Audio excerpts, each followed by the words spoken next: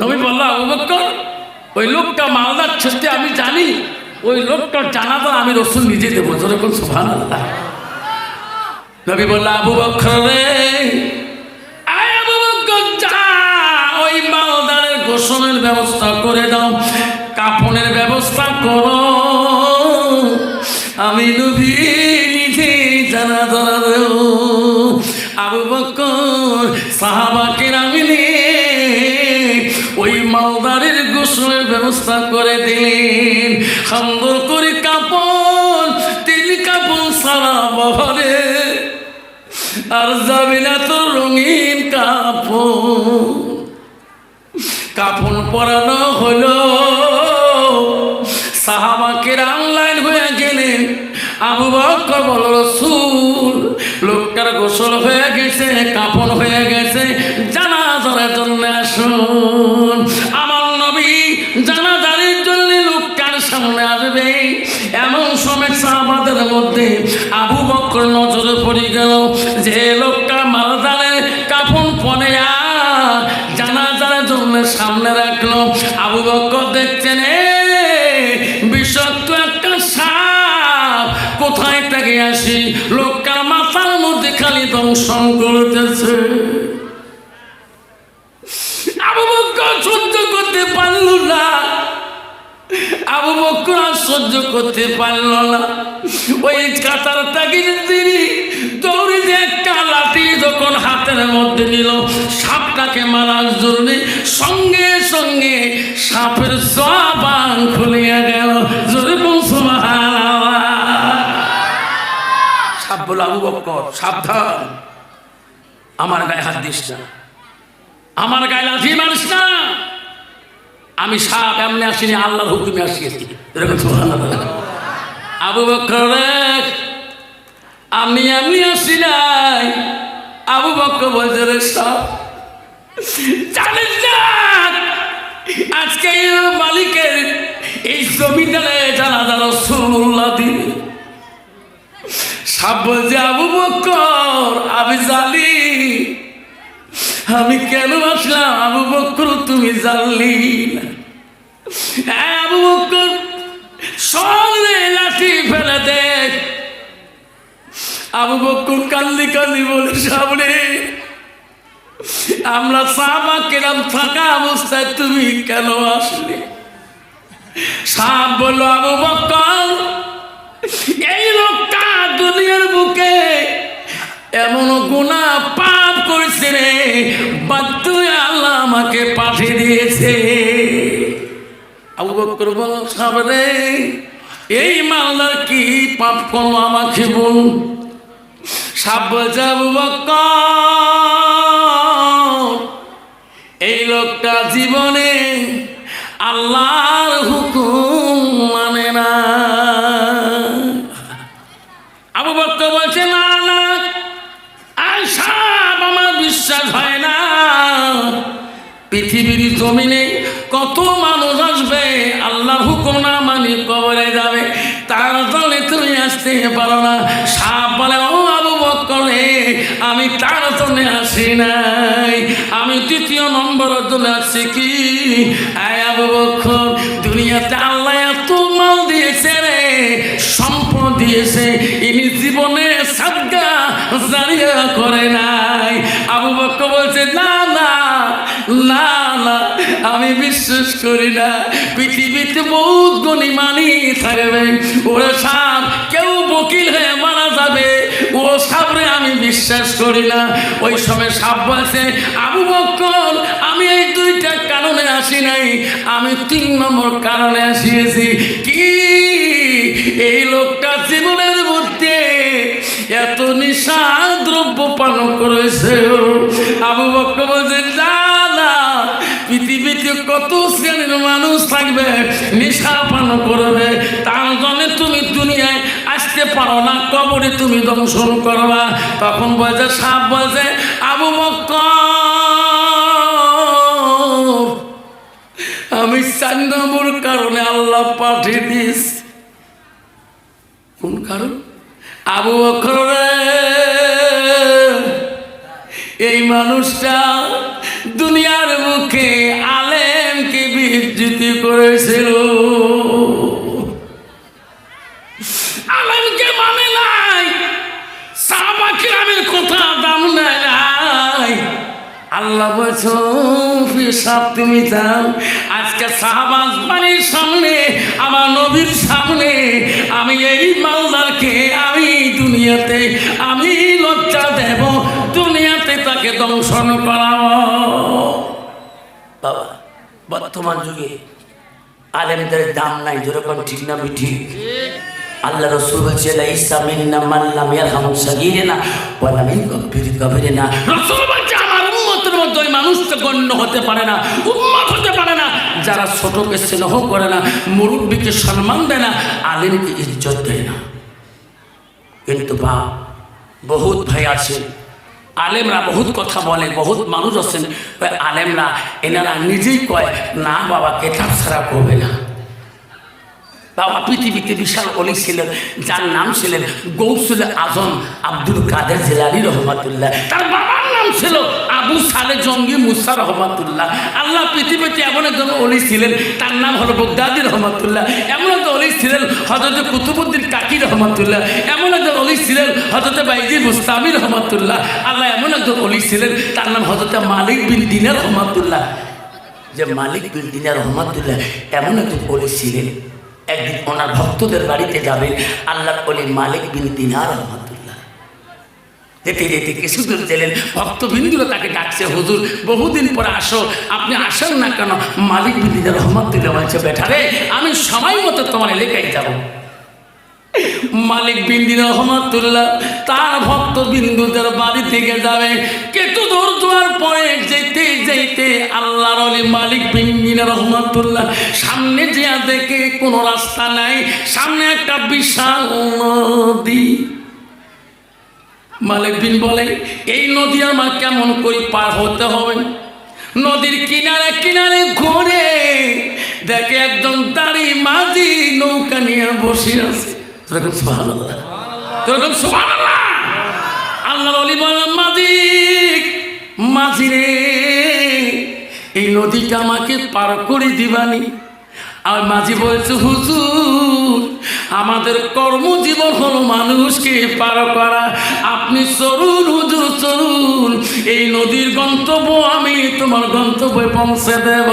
আল্লাহর ওলি মালিক বিন দিনার রহমাতুল্লাহ নদীর পাশ পার করার জন্য নৌকার বারে যখন চললেন, নৌকার মাঝখানে বসলেন, অর্ধেক নদী মাঝি নিয়ে গেলেন।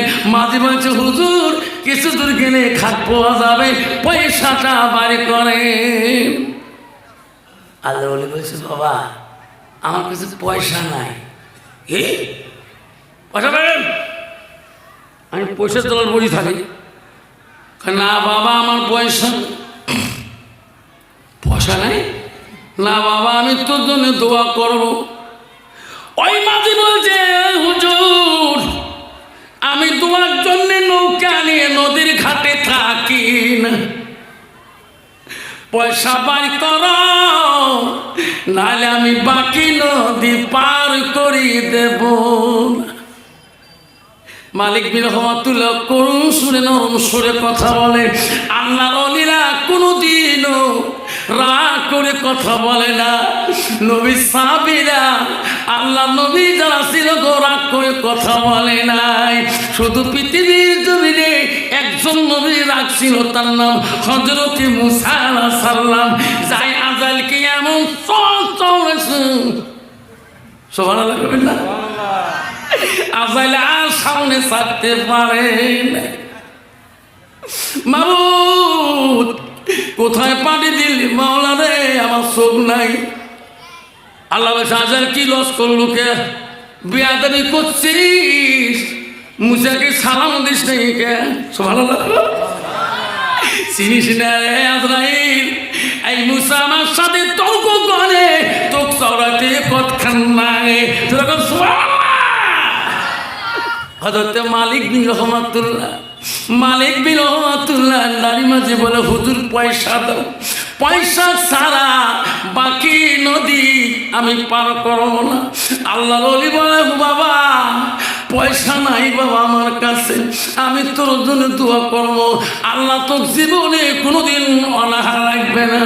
মাঝি বলছে না, আর একবার যদি পয়সা বান্না করেন হুজুর, নৌকার মধ্যে রশি আছে, হাত বাঁধবো, পা বাঁধবো, এই নদীর মধ্যে ফেলে আরে আল্লাহ ওই নদীর প্রাণী যত মাছ, সমস্ত মাছ জনজন্তুরা আল্লাহর কাছে কাঁদে, মাবুদ রে তোর ওলি আজকে আমার পানির উপর দিয়ে যায়, আমরা কত ভাগ্যবান। মাবুদ এই নাজি, এই দাড়ি মাঝি চেনে না, হুজুরকে গালি দেয়, তোর ওলিকে গালি দেয়, সমস্ত মাছ ওই নামের চতুর্পাশে হা করে আছে। আল্লাহর ওলি হযরতে মালিক বিন দিনার রাহমাতুল্লাহ দুই চোখের পানি ছাড়ি দিল, মাঝির মনোভাব ভালো না। আল্লাহর ওলি একটা হাত নালের উপর থেকে যখন পড়ে গেল, একটা মাছের মুখের মধ্যে দেয়া লাগলো, মাছের মুখ থেকে দিরহাম পয়সা পাইল, মাঝির হাতে দিল। মাঝিরে আমাকে বান্দিস না, গালি দিস না, নে নে তোর মেহনতের পয়সা। মাঝি বলল আল্লাহ, মাছ হামলো, মাছের মুখে হাত দেওয়ার সাথে পয়সা পাবো, ইনি তো এই মানুষ না, আমি কি ভুল করলাম, হুজুর ক্ষমা করে দাও, ক্ষমা করে দাও, আমাকে পয়সা লাগবে না। হুজুর বলছে, বেটা রে তুমি তো পয়সা কাঙ্গাল, ও বেটা পয়সা নে, তোর মেহনতের পয়সা নে। মাঝি দৌড়ি যে পা ধরে পড়ে যায়, আর আল্লাহ ওলি মালিক বিন দিনার রাহমাতুল্লাহ মাঝিকে সারে দিয়ে আর নদীতে বাকি পার হবে না।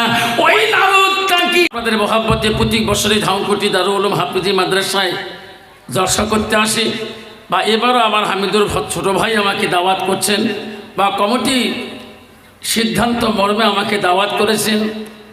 আপনারা ভালোবাসেন দেখে আপনারা দাওয়াত করেছেন। আমি এবার আপনাদের এই দারুল উলুম হাফিজি মাদ্রাসায় আজকে দর্শা আসলাম। আপনারা আমার উপরে খুশি না বেজার? আসতে পেলেন কে আবার? জোরে কান, কে কে খুশি? হাত তুলি দেখান, কাই কাই খুশি, দোনো দুটো হাত তুলি দেখান, তাকবীর লাগান, তাকবীর।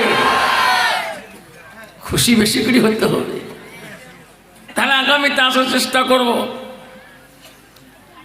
যারা গেটের সামনে দাঁড়িয়ে আছেন, টাকা হচ্ছে না, এদিকে এসো, আমি বসে দিই তার টাকা।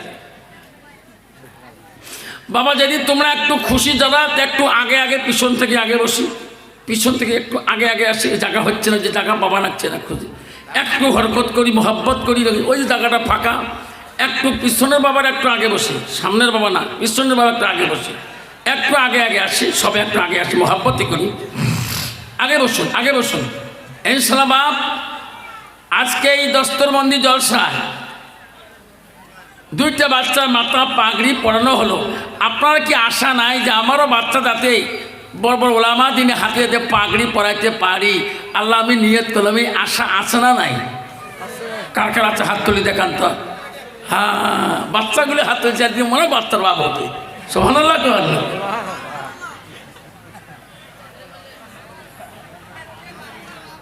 আলহামদুলিল্লাহ, আলহামদুলিল্লাহি রাব্বিল আলামিন, ওয়ালাকিবাতুল লিল মুত্তাকিন,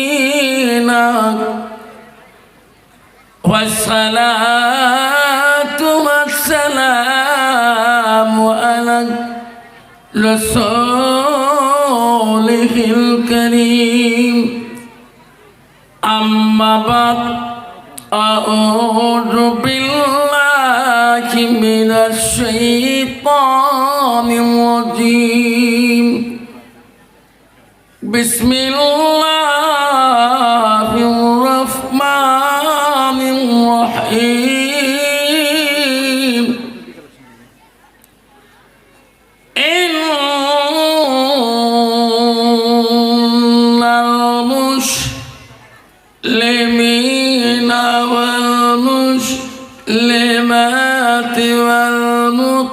والمؤمنين والمؤمنات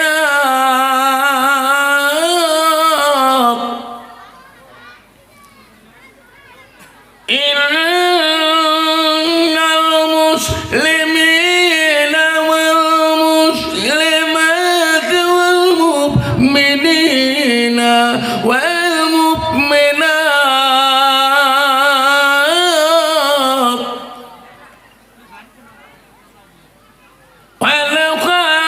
والخالدين والخالدات والصادقين والصادقات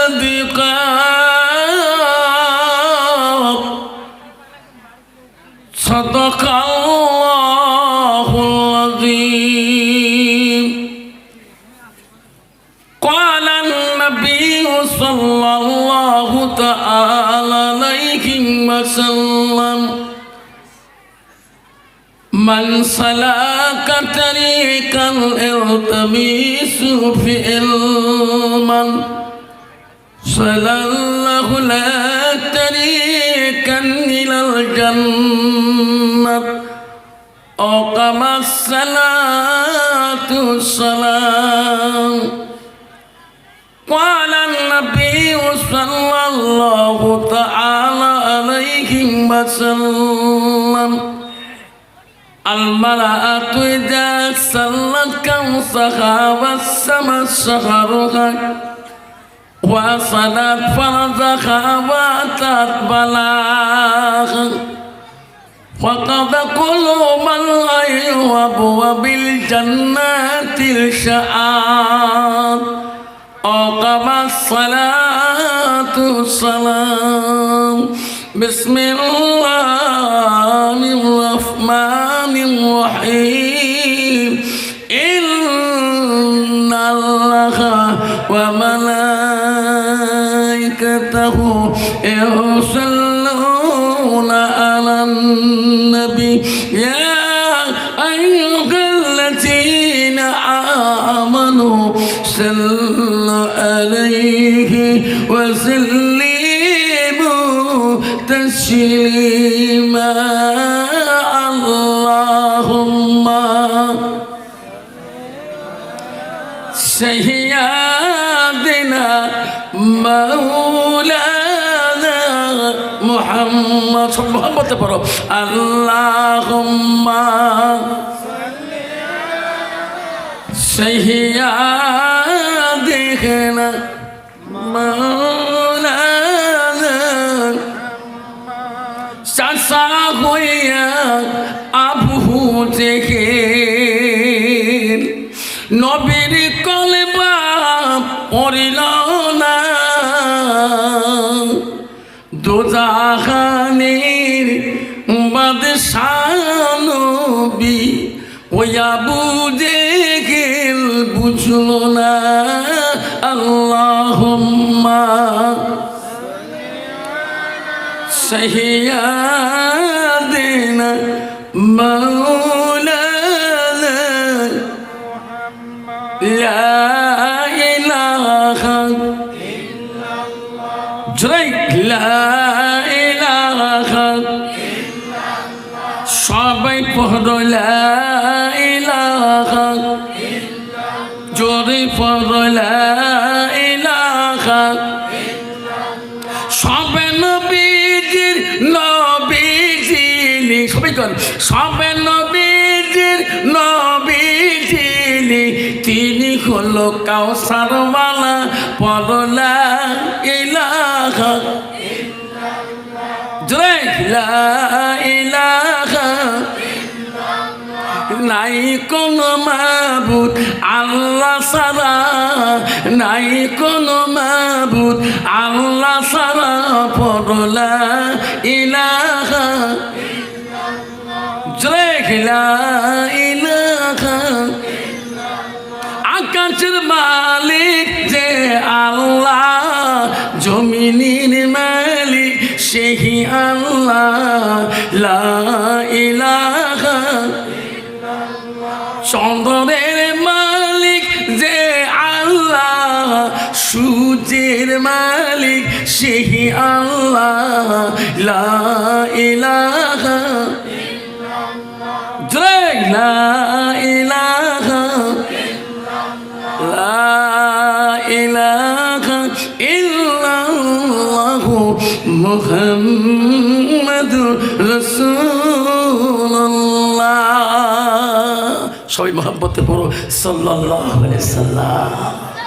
আব্বাজান আমার সোনার চাঁদরা, আকাশের মালিক কে? জোরে বলবেন কে? সাল্লি বলবেন কে? জমিনের মালিক কে? রিজিকের মালিক কে? তাহলে মহুতের মালিক কে? আমাদের মহুদ হবে কি না? কার কার মহুদ হবে হাত তুলি দেখাই। মত হবে এক নম্বরে। হ্যাঁ, মহুদ সকালে হবে। এই মৃত্যুর থেকে কেউ রেহাই পাবে না। কার কোন নম্বর সিরিয়াল আসবে আসার সময়, ভাইয়ের পরে বোন, বোনের পরে ভাই, যাবার কালে কি আগে যাবে কে পরে যাবে কেউ বলতে পারবে? সাদা কাপড় পরাইবে, মুরদা কাটে শোভাইবে, কপুরুতি করিবে রে তোমার দাপন। সাদা কাপড় পেলদাইয়া, মুরদা কাটে শোভাইয়া, কবরুতে করিবে রে তোমার দাপন। অবশ্য মন পাগল মন রে, দিন ফুরাইলে দেখিবি রে কে আপন। অবশ্য মন রে, দিন ফুরাইলে দেখিবি রে কে আপন। যারা তোমার অতি আপন, তারাই তোমার পরাইবি কাপন।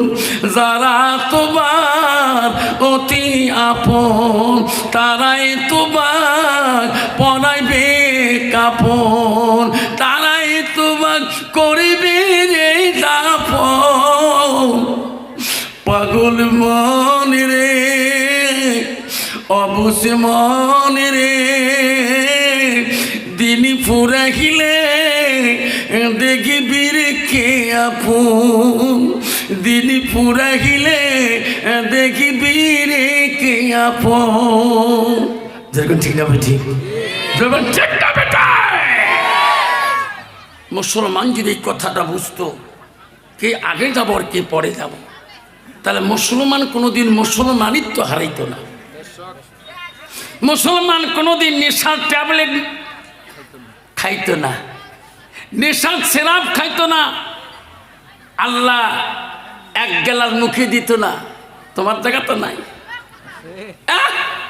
নেশার ট্যাবলেট খেয়ে দেখতেন, আমি নিজ চোখে দেখছো নেশার ট্যাবলেট খেলে আসাম মারত দেখছো, মই কুলি গ্যাসটা দেখছো। বহুদিন আগের কথা, আজ 15-20 বছর আগের কথা। ধুবুসটি গাইতেই পড়ি কিরে ভাল মানুষ চল পড়িল, একটা লোকটা হুজুর খাইছে যে মরে গেছে লোকটা। তাতে দেখছিলাম ওই নেশার ট্যাবলেট খোয়া লোকটাকে চোখ দুটো ভোটা কুত্তের মতন দেখছ, নাল টকটকা। আম্মা গত বছর একটা ছেলে আমার বাড়িতে আসছিল, আসে আমার হাত ধরে কান্দে, আমার বাড়িতে ছিল বহুদূর থেকে, প্রায় বাড়ি থেকে 40 কিলোমিটার দূর। আসে হুজুর কালকে আপনি আমার এলাকায় সভা করছিলেন, আমি শুনতে শুনতে আমি পাগল হয়ে আপনার বাড়ি খুঁজি আজকে আমি আসলাম। ও ওই জায়গায় বাড়ি গেল? হ্যাঁ হুজুর, আমি নেশার ইঞ্জেকশন প্রোটেকশন করি ডেইলি। হুজুর আমাকে মেডিসিন দিয়ে দাও, আমি যদি 24 ঘন্টার ভিতরে নেশার ইঞ্জেকশন যদি গার মধ্যে না দিই হুজুর, আমি নিজের চামড়া নিজেই কামড়ে কামড়ে খাই। আমি বললাম বাবা কান্দিস না, আমার ঘরে আসছিস, আমি 2টা কোরআনে আয়াতকে লিখি দেবো। 24 ঘন্টাকে 24 বছর গেলে তো আর নেশার কোনোদিন আসবে না। আল্লাহর কোরআনের এত প্রভাব ধরে সুবহানাল্লাহ। ছেলেটাকে বসে আমি কোরআনে কয়েকটা আয়াতকে লিখিয়ে দিলাম। বললাম বাবা সকাল করে গোসল দিয়ে খাবা, রাত্রিবেলায় তুমি ঈশার নামাজ পড়িয়ে খাবা। আল্লাহ ছেলেটা বলছে হুজুর সত্যি তোমার কথা খাচ্ছে। হুজুর ওই দিন থেকে তোমার কোরআনে আয়াত আমি পানি পান করার পরে আমার আর নেশার কোনো শরীরে শক্তি লাগে না। সুবহানাল্লাহ। আল্লাহ বন্ধুরে শোনাচ্ছেন, আব্বারা শোনারা, এই বন্ধু ও থাও কঠিন বন্ধুরে, যুবক বাবারা, আজকে মুসলমানের খাতায় নাম পেয়েছি, মুমিন নাম পেয়েছি। ও বন্ধুরে, আল্লাহ বলি তো ইন্নাল মুসলিমিনা ওয়াল মুসলিমাত ওয়াল মুমিনিনা ওয়াল মুমিনাত। আল্লাহ বলো বিশ্বাসী বান্দা আমার বান্দিরা, ও আমার মুমিন বান্দা আমার মুমিন বান্দিরা, ওয়াল কানিতিনা ওয়াল কানিতাত, ওমার আদেশকারী বান্দা ওমার আদেশকারিনী বান্দিরা, ওয়াল সাদিকিনা ওয়াল সাদিকাত, ও আমার সত্যবাদী বান্দা আমার সত্যবাদিনী বান্দিরা। কিন্তু আজকে আমি আল্লাহর আদেশ কয়জনে মানি?